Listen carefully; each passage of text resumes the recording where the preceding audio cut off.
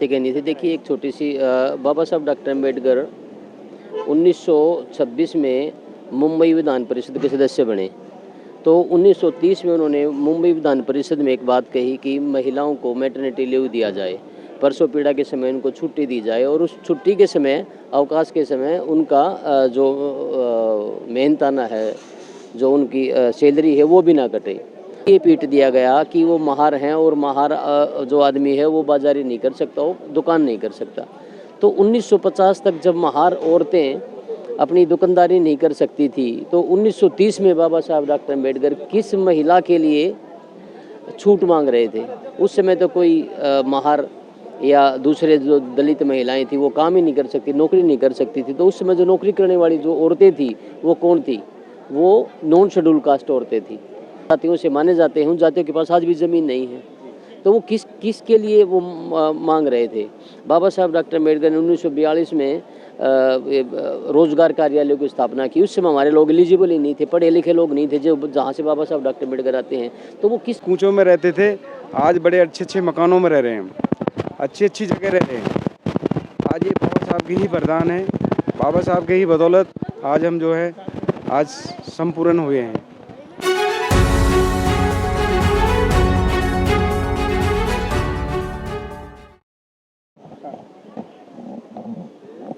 पंत जी, आज बाबा साहब का जन्मदिन है, क्या कहना चाहिए? आज सबसे पहले तो सभी भारतवासियों को बड़ी बड़ी मंगल कामनाएं, शुभकामनाएं। और बाबा साहेब डॉक्टर भीमराव अंबेडकर का ये 136वां जन्मोत्सव है और आज पूरे राष्ट्र को बाबा साहब डॉक्टर अम्बेडकर के विचारों को अपनाना चाहिए, जो कि मानवतावादी विचार हैं। बाबा साहब डॉक्टर अम्बेडकर ने पूरी ज़िंदगी में कभी किसी के साथ भेदभाव नहीं किया। ये बड़ी विडंबना है कि उनको महिला उत्थानवादी और दलित उत्थानवादी ही मानते हैं लोग, जबकि उनका बड़ा जो काम है वो अर्थशास्त्र में है, समाजशास्त्र में है, विधि शास्त्र में है। और तमाम जब वो मंत्री थे अंग्रेज़ों की, जब वो वायसराय की कमेटी में जो मंत्री थे, तो उन्होंने महिलाओं के लिए और कर्मचारियों के लिए, व्यापार मंडलों के लिए और बेरोजगारों के लिए, और यहाँ तक कि जो हमारा बैंक है रिजर्व बैंक ऑफ इंडिया, उसमें भी उनकी सलाह ली गई थी। तो बहुत सारे उनके बाबा साहब डॉक्टर अम्बेडकर के काम हैं जो इस देश को देश बनाने में सहायक हुए। बाबा साहब डॉक्टर अम्बेडकर को एक पक्ष को ना देख करके उनके बहुपक्ष को देखना चाहिए। और जो आज उनकी प्रतिमाएं टूट रही हैं, आज लोग उनसे नफरत कर रहे हैं, कुछ लोग बचे हैं जो उनसे नफरत करते हैं, उनको भी भली प्रकार बाबा साहब डॉक्टर अम्बेडकर की विचारधारा को पढ़ के, समझ के, सीख के और उनका अनुसरण करना चाहिए। इसी में इस राष्ट्र का मंगल होगा, इस राष्ट्र का भला होगा। पंत जी, ये देखा जाता है कि कुछ लोग यानी टारगेट करते हैं कि एक ही जाति के बाबा साहब को लेकर। बाबा साहब डॉक्टर अम्बेडकर एक जाति के नहीं थे। देखिए एक छोटी सी बाबा साहब डॉक्टर अम्बेडकर 1926 में मुंबई विधान परिषद के सदस्य बने। तो 1930 में उन्होंने मुंबई विधान परिषद में एक बात कही कि महिलाओं को मैटरनिटी लीव दिया जाए, प्रसव पीड़ा के समय उनको छुट्टी दी जाए और उस छुट्टी के समय, अवकाश के समय उनका जो मेहनताना है, जो उनकी सैलरी है वो भी ना कटे। तो एक दूसरी घटना 1950 की है कि जब महाराष्ट्र के नागपुर में कुछ महार औरतें तरबूज बेच रही थी, तो उनको इसलिए पीट दिया गया कि वो महार हैं और महार जो आदमी है वो बाजारी नहीं कर सकता, वो दुकान नहीं कर सकता। तो 1950 तक जब महार औरतें अपनी दुकानदारी नहीं कर सकती थी, तो 1930 में बाबा साहब डॉक्टर अम्बेडकर किस महिला के लिए छूट मांग रहे थे? उस समय तो कोई महार या दूसरे जो दलित महिलाएं थी वो काम ही नहीं कर सकती, नौकरी नहीं कर सकती थी। तो उस समय जो नौकरी करने वाली जो औरतें थी वो कौन थी? वो नॉन शेड्यूल कास्ट औरतें थी। तो बाबा साहब डॉक्टर अम्बेडकर का जो हृदय हो, विशाल हृदय है। उन्होंने जो कृषि के लिए बीमा किया, कृषि फसल के लिए बीमा किया कि भाई जो किसान है उनकी फसल बर्बाद हो जाती है, तो उसके लिए बीमा की एक वो सिस्टम लेके आए बाबा साहब डॉक्टर अम्बेडकर। तो आज तक भी जो बाबा साहब डॉक्टर अम्बेडकर जिन जातियों से माने जाते हैं, उन जातियों के पास आज भी ज़मीन नहीं है। तो वो किस के लिए वो मांग रहे थे? बाबा साहब डॉक्टर अम्बेडकर ने 1942 में रोजगार कार्यालयों की स्थापना की। उस समय हमारे लोग एलिजिबल ही नहीं थे, पढ़े लिखे लोग नहीं थे। जो जहाँ से बाबा साहब डॉक्टर अम्बेडकर आते हैं तो वो किसके लिए कर रहे थे बाबा साहब डॉक्टर अम्बेडकर? बाबा साहब डॉक्टर अम्बेडकर ने तो फल, फूल, पहाड़, नदियाँ सबको संरक्षित किया है। वो तो बड़े महामानव इसलिए उनको कहा जाता है।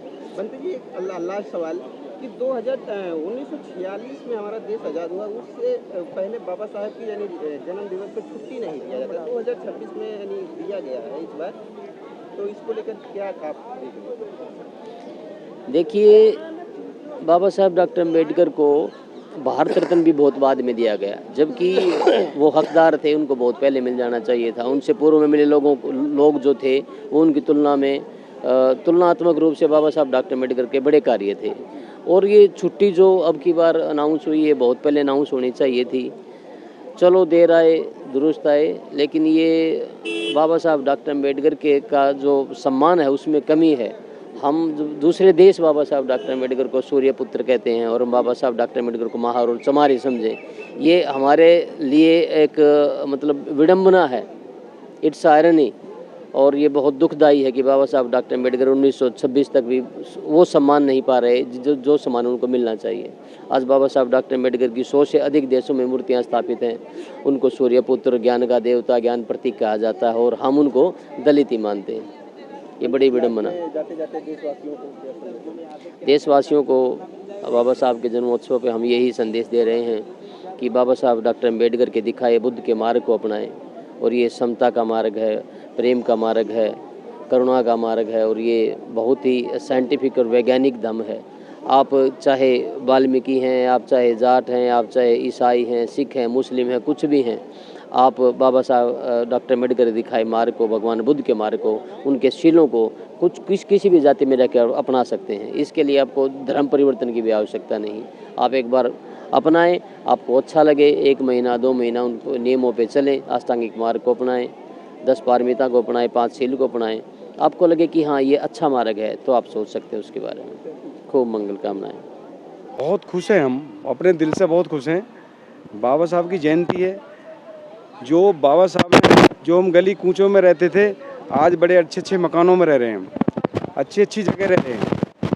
आज ये बाबा साहब की ही वरदान है, बाबा साहब के ही बदौलत आज हम जो है आज संपूर्ण हुए हैं। समाज को कहते हैं, जो समाज बिछड़ रहा है, जो नहीं मानता इस बात को, उसको कहते हैं बाबा साहब की बातों पे तो चलना सीखो। जो बाबा साहब की बातों पे चलना सीखोगे तो बाबा साहब की बात अपना समझ में आनी चालू हो जाएंगी आपके में। कोशिश नहीं करते वो लोग? कुछ लोग ऐसे हैं, कुछ लोग नहीं, ज़्यादा से ज़्यादा लोग जो बाबा साहब के बारे में जानते तो हैं, न बाबा साहब हैं, लेकिन बाबा साहब के पद रास्ते पे नहीं चलते। बाबा साहब बस फिर भूल गए बाबा साहब को, कौन बाबा साहब। फिर साल 14 अप्रैल आती है तो जय भीम, उसके बाद में जय सिया राम, जय भीम।